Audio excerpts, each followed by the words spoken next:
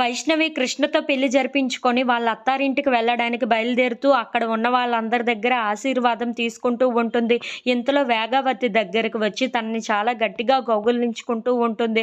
అది చూడగానే అక్కడ ఉన్న వేగవతి అయితే ఒక్కసారిగా షాక్ అయిపోయి, ఏంటిది, వెన్నెలాను హగ్ చేసుకుంటే నాకు వేరే అనుభూతి కలిగేది, కానీ ఇప్పుడు ఏంటి నేను వెన్నెలాని హగ్ చేసుకున్నట్టుగా అనిపించటం లేదు అని చెప్పేసి అయితే అనుకుంటూ ఉంటుంది. ఇంతలో అక్కడ ఉన్న వేగవతి అయితే చాలా బాధపడుతూ అలా కూర్చొని ఉండిపోతూ ఉంటుంది. అది చూసిన వాళ్ళ ఆయన మాత్రం, ఏంటి వేగవతి, అత్తారింటికి వెళ్ళిపోతుంది వెన్నెల అని బాధపడుతున్నావా ఏంటా అని చెప్పేసి అయితే అక్కడ ఉన్న వేదవతిని అడుగుతూ ఉంటాడు.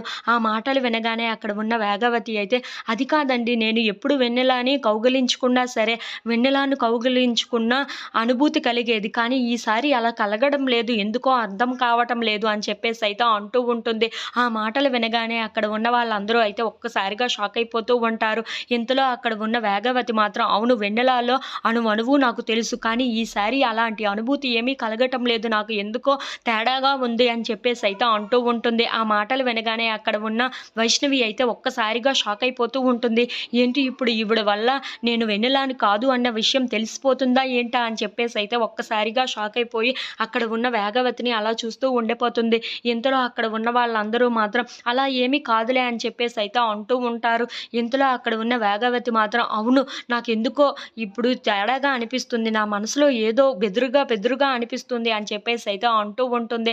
ఆ మాటలు వినగానే అక్కడ ఉన్న వాళ్ళందరూ అయితే ఒక్కసారిగా షాక్ అయిపోయి అక్కడ ఉన్న వైష్ణవి వైపు అలా చూస్తూ ఉండిపోతారు. ఇంతలో అక్కడ ఉన్న వైష్ణవి అలా చూస్తూ